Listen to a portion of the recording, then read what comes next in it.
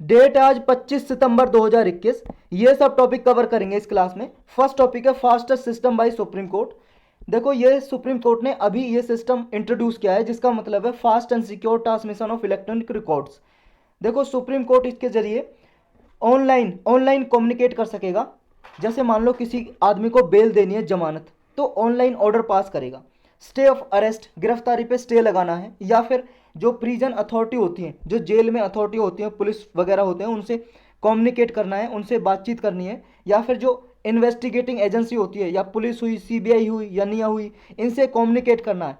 इस faster system के जरिए अब जल्दी से किया जा सकेगा। यानी कि देखो ये रूल्स या हैंडबुक है, उनकी प्रैक्टिस है, या सुप्रीम कोर्ट का कोई प्रोसीजर है, अब वो ट्रांसमिशन में उसमें आसानी हो जाएगी। जो फिजिकली पहले करते थे अब फिजिकली भी और इलेक्ट्रॉनिक फॉर्म में भी जजमेंट या ऑर्डर दिया जा सकेगा। यानी कि सुप्रीम कोर्ट जब ये इलेक्ट्रॉनिक जजमेंट पास करेगा, यानी कि इंटरनेट के जरिए मान लो कॉपी भेज दी, ऑर्डर पास कर दिया, प्रिजन अथॉरिटी के पास भेज दी। कभी कभी कैसा ऐसा होता है कि देखो जो प्रिजन में, जेल में कोई गिरफ्तार है क्रिमिनल, उसको बरी कर दिया, आज़ाद कर दिया, और कई दिन लग जाते हैं, कभी कभी तो महीनों लग जाते हैं उनके पास कॉपी पहुंचने में। तो ये क्या है, अब इंस्टेंटली पहुंचा जा सकेगा। और मान लो किसी को कोर्ट में पेश करने का ऑर्डर है तो तुरंत पहुंच जाएगा प्रिजन अथॉरिटी के पास और उसे कोर्ट में पेश कर दिया जाएगा। तो ये अब प्रोसेस जल्दी हो सकेगा। यानी कि ह्यूमन राइट का जो वायोलेशन होता था, मानव अधिकारों का जो उल्लंघन होता था प्रिजन अथॉरिटीज़ के द्वारा, तो ये अब कम हो जाएगा। नेक्स्ट टॉपिक है हाइपोडोंट शार्क। देखो एक प्रजाति है, स्पीसीज है किसकी, ये शार्क, हाइपोडोंट शार्क एक स्पीसीज है, मछली की प्रजाति है ये पहली बार देखो जैसलमेर में इसके कुछ ऐसे स्पीसीज के एविडेंस मिले। यहाँ पे देखो कुछ रिसर्चर हैं, जियोलॉजिकल सर्वे ऑफ इंडिया के कुछ साइंटिस्ट हैं, टीम है इसकी, उन्होंने इसके टीथ रिकवर किए यहाँ से, जैसलमेर से। जैसलमेर जगह है, राजस्थान की एक डिस्ट्रिक्ट है, अपने राजस्थान जो स्टेट है इंडिया का, वहाँ पे डिस्ट्रिक्ट है। वहाँ पे जियोलॉजिकल सर्वे ऑफ इंडिया ने ये एविडेंस ढूंढे इस स्पीसीज के। देखो ये जुरासिक जो एज थी, लगभग लाखों साल पहले ये एक एज थी, लाखों साल पहले ये स्पीसीज हाइपोडोंट शार्क की स्पीसीज रहा करती थी, ऐसा माना जा रहा है जब ये टीथ मिले। ये जियोलॉजिकल सर्वे ऑफ इंडिया क्या है, ये देखो एक geological survey of India ministry of mines है जो उसके अंडर काम करती है। मिनिस्ट्री ऑफ माइंस के अंदर करती है, और इसका हेडक्वार्टर कोलकाता में है, कोलकाता में। ये रिसर्च वगैरह करती रहती है, ऐसे ही जैसे इसने अभी जो ये स्पीसीज के टीथ वगैरह ढूंढे, ऐसे ये जियोलॉजिकल सर्वे करती रहती है हमारे इंडिया में। देखो इस तरह के है हाइपोडोंट शार्क, और इसके जो टीथ मिले हैं जैसलमेर में। जो हाइपोडोंट है ये एक्सटिंक्ट ग्रुप है। देखो अब ये हमारे इंडिया में या वर्ल्ड में कहीं पे ये रहता नहीं है, अब ये एक्सटिंक्ट हो चुका है, लुप्त हो चुका है हाइपोडोंट शार्क। पहले रहा करता था, फिश की ही एक प्रजाति है जो ट्राइसिक और अर्ली जुरासिक टाइम के दौरान रहा करता था। और जब क्रेटासियस टाइम आया था, लगभग 65 मिलियन ईयर्स एगो, 1 मिलियन में 10 लाख होते हैं, लगभग 6.5 करोड़ साल पहले की बात कर रहे हैं। जब ये क्राटेशियस पीरियड आया था तब ये लुप्त हो गया था, और इससे पहले थे क्राटेशियस से पीरियड से पहले थे जुरासिक टाइम और ट्राइसिक, इनके नाम रख दिए हैं बस एज के, उस टाइम के। तो तब ये रहा करता था जुरासिक टाइम में और ट्राइसिक में, और क्राटेशियस टाइम में लुप्त हो गया था। नेक्स्ट है भारत नेट प्रोजेक्ट। देखो ये अभी मेघालय कैबिनेट ने, मेघालय जो स्टेट है हमारा, उसके कैबिनेट ने अमेंडमेंट संशोधन किया है कुछ ट्राईपार्टाइट एग्रीमेंट में। ये ट्राईपार्टाइट का मतलब है तीन, जिसमें 3 ग्रुप शामिल हो किसी समझौते में, उसे ट्राईपार्टाइट एग्रीमेंट बोलते हैं। तो ये जो भारत नेट प्रोजेक्ट है मेघालय में इम्प्लीमेंटेशन करने के लिए ये अनुमति दे दी है। तो ये ट्राईपार्टाइट एग्रीमेंट किस किस के बीच में था, देखो ये एग्रीमेंट था 2013 में साइन हुआ था, department of telecommunication, Meghalaya government का आईटी डिपार्टमेंट, और Bharat broadband network limited BBNL। ये एक नॉन प्रॉफिट, मतलब एक तरह से नॉन प्रॉफिट तो नहीं है, ये कंपनी है एक तरह से, जो पब्लिक कंपनी होती हैं, पब्लिक ऑर्गेनाइजेशन। तो इन तीनों के बीच में ये हुआ था भारत नेट प्रोजेक्ट, और इसके लिए इम्प्लीमेंटेशन के लिए रिस्पॉन्सिबल बॉडी भी यही है, BBNL, भारत नेट, ये भारत ब्रॉडबैंड नेटवर्क लिमिटेड। तो ये इसको इम्प्लीमेंट करती है। इसके बारे में बैकग्राउंड समझते हैं। देखो यूनियन कैबिनेट ने 2021 में ये अप्रूवल दिया था कि ये भारत नेट जो प्रोजेक्ट है पब्लिक प्राइवेट पार्टनरशिप के द्वारा इस मोड में ये इंप्लीमेंट किया जाए। 16 स्टेट्स में, हमारे कंट्री के 16 राज्यों में PPP मोड के जरिए ये इंप्लीमेंट किया जाए। PPP मोड का मतलब है कि पब्लिक कंपनी भी रहें और प्राइवेट कंपनी भी रहें, दोनों मिलकर इसको लागू करें भारत नेट प्रोजेक्ट को। इसमें स्ट्रेटजी क्या है, देखो इसमें गवर्नमेंट ने 9,041 करोड़ वायबिलिटी गैप फंडिंग के जरिए सहायता की है। ये वायबिलिटी गैप फंडिंग का मतलब ये होता है जब कभी गवर्नमेंट किसी स्कीम या योजना के लिए एक टाइम के लिए, वन टाइम के लिए ग्रांट दे। वन टाइम ग्रांट मतलब एक एक बार ग्रांट दे दे, ग्रांट का मतलब अनुदान। तो ये ग्रांट दी है 9,000 की सेंट्रल गवर्नमेंट ने इसको इम्प्लीमेंट करने के लिए। और ये जो भारत नेट प्रोजेक्ट है, अब देखो जो ग्राम पंचायत के अलावा विलेज में जो ऐसे गांव हैं जो दूर दराज के इलाकों में रहते हैं, उनमें भी ये एक्सटेंड कर दिया जाएगा। और ये मान लो वहाँ पे भारत नेट प्रोजेक्ट क्रिएट करेगा क्या क्या, इंफ्रास्ट्रक्चर क्रिएट करेगा। किस चीज़ का?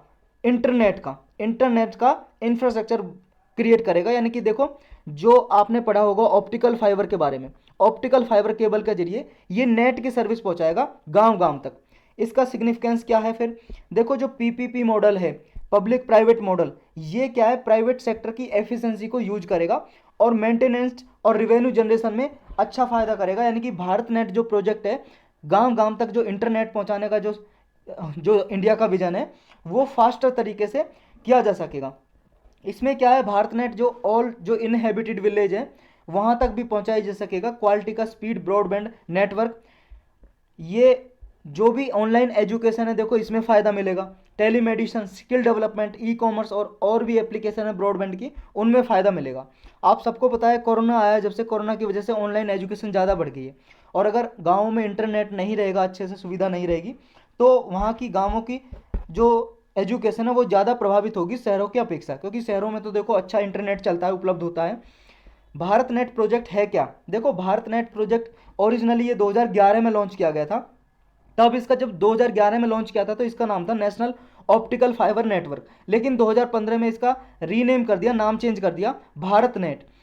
नेशनल ऑप्टिकल फाइबर नेटवर्क का मतलब यही था कि गांवों में, शहरों में, हर जगह क्या है, देखो ये ऑप्टिकल फाइबर केबल है, इसके जरिए इंटरनेट सर्विस प्रोवाइड करनी है। ये वही केबल है जिसके जरिए आपके घरों तक, शहरों में अधिकतर आती है, अभी गाँवों में तो ये उपलब्ध है नहीं। शहरों में ये जो केबल है इसके जरिए आपके घरों में राउटर लगाया जाता है और फिर इंटरनेट दिया जाता है, या फिर डायरेक्ट आपके लैपटॉप या फिर कंप्यूटर में जोड़ दी जाती है केबल और फिर इंटरनेट चलता है आपके कंप्यूटर या लैपटॉप में। ये देखो कनेक्टिविटी प्रोवाइड करेगा। इसका ये टारगेट था कि ऑप्टिकल फाइबर के जरिए ही कम से कम 2.5 लाख ग्राम पंचायत में ये कनेक्टिविटी देना है।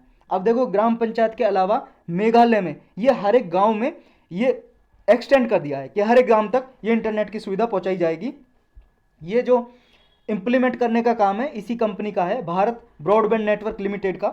इसका टारगेट यही है कि जो ई गवर्नमेंट्स है या ई हेल्थ है, ई एजुकेशन है, e banking, internet, other service provide करनी है रूरल एरियाज़ में, यानी कि जो ग्रामीण क्षेत्र हैं उसमें ये सर्विस प्रोवाइड करनी है।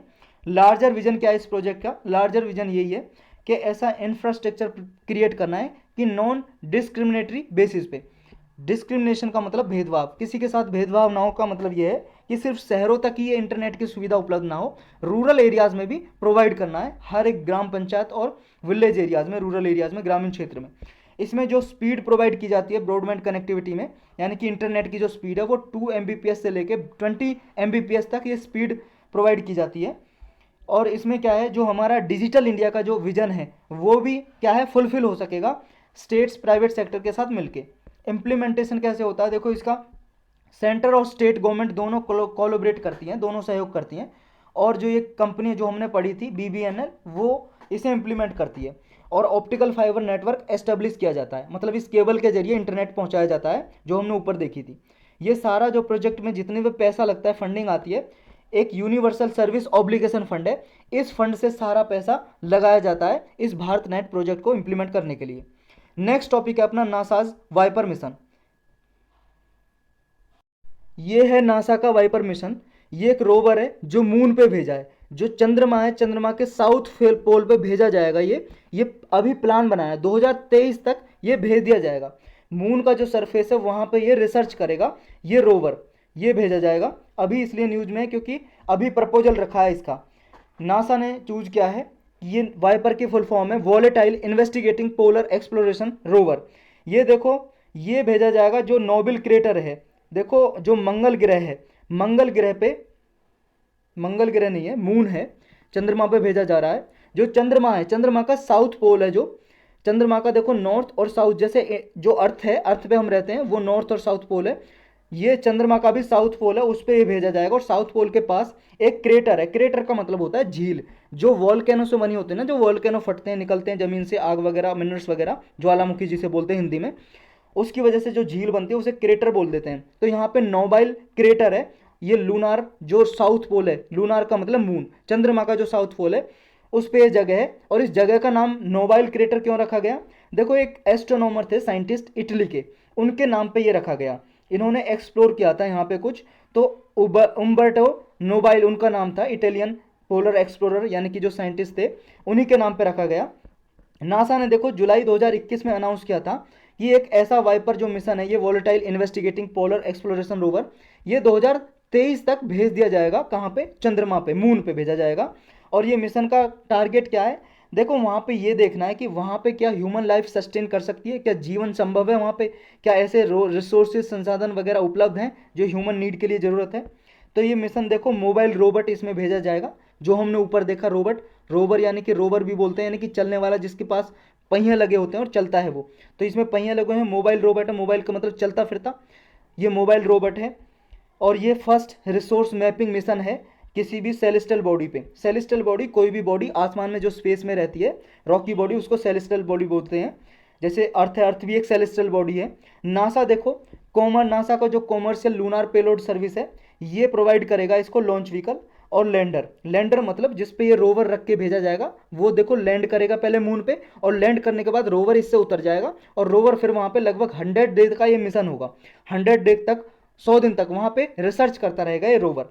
इसका ऑब्जेक्टिव टारगेट क्या है? इसका लक्ष्य यही है कि मून का जो साउथ पोल रीजन है उसको एक्सप्लोर करना है, खोजना है कि वहाँ पे क्या है। मतलब कि ये जो रिसोर्स मैपिंग के लिए सहायता करेगा कि जो चंद्रमा है, लूनार है, उस पर क्या क्या रिसोर्सेज हैं, क्या क्या संसाधन है। यानी कि देखेगा जो कंसंट्रेशन ऑफ वाटर है, वाटर की जो वहाँ पे कंसंट्रेशन है, और पोटेंशियल रिसोर्सेज हैं वो क्या क्या है, उनको एवेल्युएट करेगा, यानी कि मूल्यांकन करेगा, एवेल्युएट करेगा। सिग्निफिकेंस क्या है इस मिशन की? देखो इंपोर्टेंस या सिग्निफिकेंस ये है कि फ्यूचर में देखो वाइपर मिशन के बाद नासा का एक प्रोग्राम है, आर्टेमिस प्रोग्राम। इस प्रोग्राम के जरिए नासा बहुत सारे मिशन भेजने वाला है स्पेस में आगे।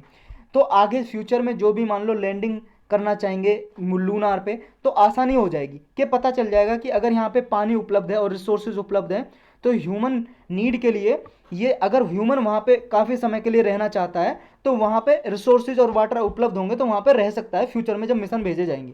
तो यही इससे फायदे होंगे। नेक्स्ट है IMO urge to act on black carbon emission. देखो आईएमओ क्या है? International Maritime Organisation. ये यूनाइटेड नेशंस की एक स्पेशलाइज एजेंसी है। 1958 में इसका प्रपोजल रखा था, और देखो 1959 से ये लागू हो गई थी, मतलब काम करना शुरू कर दिया था आईएमओ ने। ये जो मैरीटाइम शिपिंग होती है, शिपिंग का मतलब जहाज वगैरह जो चलते हैं समुद्र में, उनके लिए रूल्स रेगुलेशन बनाती है आईएमओ। यूनाइटेड नेशन की एक स्पेशलाइज एजेंसी है। और इसका हेडक्वार्टर कहाँ, मुख्यालय? यूनाइटेड किंगडम की जो कैपिटल है लंदन, लंदन में इसका हेडक्वार्टर है। देखो अभी इसलिए न्यूज में आया, क्या है ये न्यूज? जो आर्कटिक समर आइस है, यानी कि जो आर्कटिक है हमारा रीजन है, ये वाला आर्कटिक रीजन है, ये आर्कटिक रीजन की जो बर्फ है, ग्लेशियर्स जमे हुए हैं, वो पिघल रही है। तो इसने रिपोर्ट में यही बोला है, एक अलायंस है क्लीन आर्कटिक अलायंस। देखो ये डिफरेंट डिफरेंट जो नॉन प्रॉफिट ऑर्गेनाइजेशन है, 20 से ज़्यादा नॉन प्रॉफिट ऑर्गेनाइजेशन थी, गैर लाभकारी संस्था, उन्होंने मिलकर एक ऑर्गेनाइजेशन बनाई क्लीन आर्कटिक अलायंस। ये काम करती है, आर्कटिक के बारे में रिसर्च वगैरह करती रहती है। इसने बोला है कि भाई साहब आर्कटिक को बचाने की बहुत ज़्यादा ज़रूरत है, उसके लिए कोई एक्शन लो, मेजर्स लो। अभी देखो 77th मीटिंग होने वाली है, आईएमओ द्वारा बनाई गई एक कमेटी है जिसका नाम है मेरीन इन्वायरमेंट प्रोटेक्शन कमेटी। इस कमेटी की 77th मीटिंग होने वाली है। इससे पहले बोला कि इस क्लीन आर्कटिक अलायंस ने कि मेजर्स लिए जाएं कि जो कार्बन इमिशन हो रहा है, ब्लैक कार्बन इमिशन, उसको कम किया जाए, वरना जो आर्कटिक की आइस है, बर्फ जमी हुई है, पिघल जाएगी, समुद्र का लेवल, सी लेवल बढ़ जाएगा और बहुत सारे नुकसान होंगे। उससे आप सब लोग जानते हो, कई बार डिस्कस कर चुके हैं। तो ये कमेटी क्या है, इसके बारे में पहले पढ़ते हैं। Marine environment protection committee. देखो जो आईएमओ है, आईएमओ ने इसको सेटअप किया था ताकि जो मेरीन इन्वायरमेंट और इकोसिस्टम है, मेरीन का जहां भी वर्ड आ जाए समझ लो ओशियंस की, समुद्र की बात हो रही है, समुद्र का जो पर्यावरण इकोसिस्टम है उसको प्रोटेक्ट और सेफगार्ड करने के लिए ये कमेटी बनाई गई थी। ये कमेटी का काम यही है कि जो भी मान लो एयर पोल्यूशन की सॉल्यूशन होती है, मतलब एयर पोल्यूशन का जो भी प्रॉब्लम है उसके लिए सॉल्यूशन देना इसका काम है। जो भी ओशन एरियाज में शिप वगैरह, जहाज वगैरह चलते हैं, उनसे देखो जहाज में भी फ्यूल यूज होता है, ईंधन, पेट्रोलियम, डीजल से चलने वाले ही होते हैं ये। तो इनसे पॉल्यूशन होता है, जो इन्वायरमेंट ओशन का वो बिगड़ जाता है। तो इसके लिए सॉल्यूशन ढूंढना इसका काम है। ये कमेटी क्या है, ये जो मारपोल गाइडलाइंस हैं, मारपोल गाइडलाइंस, उनको क्या है, उनके एक तरह से प्रोवाइड करती है कि उनके सॉल्यूशन ढूंढा जाए। देखिए मारपोल जो गाइडलाइंस हैं ये आईएमओ ने ही जारी की थी। मारपोल जो गाइडलाइंस है मेरीन इन्वायरमेंट को यानी कि ओशन इन्वायरमेंट को कैसे सुरक्षित कंजर्व करके रखा जाए, इस तरह की कुछ गाइडलाइंस हैं, रूल्स हैं, नियम हैं। तो इन्हीं को ये प्रमोट करने का काम करता है ये कमेटी जो है। जो इस एक पर्टिकुलरली सेंसिटिव सी एरियाज हैं ये भी क्रिएट किए गए। ये ऐसे एरिया होते हैं ओशन में ही जो ज़्यादा सेंसिटिव होते हैं, वहाँ का इकोसिस्टम अगर वहाँ पे और ज़्यादा पॉल्यूशन वगैरह हुआ तो वहाँ का जो इन्वायरमेंट है वो बिल्कुल ऐसा हो जाएगा कि उसे रिकवर नहीं किया जा सकता। तो उसको क्या है, उस एरिया को PSS से डिक्लेयर कर देते हैं, पर्टिकुलरली सेंसिटिव सी एरियाज। तो उसके प्रोटेक्शन के लिए फिर कदम उठाते हैं ताकि वहाँ के इन्वायरमेंट का प्रोटेक्ट किया जा सके। अब ये ब्लैक कार्बन क्या है, देखो ब्लैक कार्बन क्या है और इससे प्रॉब्लम क्या है, कंसर्न क्या है, परेशानी क्या है। देखो ब्लैक कार्बन आपने देखा होगा जब भी कोई लकड़ी जलाते हैं, लकड़ी जलाने के बाद वो पूरी नहीं जलती, कोयला बच जाता है, क्योंकि इनकम्प्लीट इनकम्बसन होता है उसका। जो भी ऐसे फ्यूल हैं, ईंधन है जिनका इनकम्प्लीट इनकम्बसन होता है, मतलब इनकम्प्लीट कंबशन होता है। कंबसन का मतलब दहन, अपूर्ण दहन, यानी कि पूरी तरह से जो नहीं जलता है। जैसे आपके घरों में LPG है, जिससे आप खाना बनाते हो अपने घरों में, सिलेंडर जो भरे हुए होते हैं गैस से, तो उन गैस से जब बनाते हो तो उसमें कुछ बचता है, कुछ भी नहीं बचता, उसमें सारी की सारी जल जाती है, वो कंप्लीट कंबसन हो जाता है लगभग जनरली। और जो जैसे लकड़ी है, लकड़ी पूरी तरह से नहीं जलती, कोयला बच जाता है। तो जैसे इनकम्प्लीट इनकम्बसन बोलते हैं इसको, इनकम्प्लीट कंबशन। ऐसे इनकम्प्लीट जो कंबसन होते हैं फॉसिल फ्यूल का, जीवाश्म ईंधन का, जीवाश्म ईंधन आपके पेट्रोल डीजल भी हैं, आपकी लकड़ी भी है, कोयला भी। तो क्योंकि इनके जलने से क्या है, पॉल्यूटेड गैस वगैरह निकलती हैं और ब्लैक कार्बन निकलता है। ब्लैक कार्बन जब निकलता है तो ये इन्वायरमेंट में नुकसान पहुंचाता है। तो जैसे बायोमास हो गया या फॉसिल फ्यूल, इनके जलने से ब्लैक कार्बन निकलता है। ये नेचुरली भी निकलता है इन्वायरमेंट में और ह्यूमन एक्टिविटीज़ की वजह से भी। ह्यूमन एक्टिविटीज़ की वजह से लकड़ी वगैरह जलाते हैं, बायोफ्यूल बायोमास जलाते हैं, और नेचुरली जैसे वोल्केनो निकला है, कहीं से ज्वालामुखी फूटा है, उससे भी ब्लैक कार्बन वगैरह इन्वायरमेंट में रिलीज हो जाता है। या फिर देखो प्राइमरी सोर्स इसके इमिशन का है डीजल इंजन। जो डीजल इंजन आपके जैसे कार गाड़ियाँ होती हैं या ट्रैक्टर वगैरह डीजल से चलने वाले, तो इनसे क्या है, उसके साइलेंसर से क्या निकलता है, ब्लैक कार्बन निकलता है। कुक स्टोव वगैरह से, वुड बर्निंग से, लकड़ी जलाने से या फॉरेस्ट फायर की वजह से ब्लैक कार्बन निकलता है। और ब्लैक कार्बन से फिर नुकसान क्या है, देखो शॉर्ट लिव्ड पोल्यूटेंट है, वैसे तो ये कम समय तक इन्वायरमेंट में रहता है, लेकिन क्या है CO2 के बाद ये सेकंड लार्जेस्ट कंट्रीब्यूटर है वार्मिंग के लिए, यानी कि ग्लोबल वार्मिंग के लिए। इसके पास भी कैपेसिटी होती है, ये क्या है, एब्जॉर्ब करके रखता है हीट को, ब्लैक कार्बन जब रहता है इन्वायरमेंट में। तो देखो वही है, जैसे आपने धुआं निकलता हुआ देखा होगा, उसके अंदर ब्लैक ब्लैक सा रहता है, वही ब्लैक कार्बन है। तो ये इन्वायरमेंट को नुकसान पहुंचाता है, ग्लोबल वार्मिंग हो जाती है इसकी वजह से। तो यही थे आज के टॉपिक।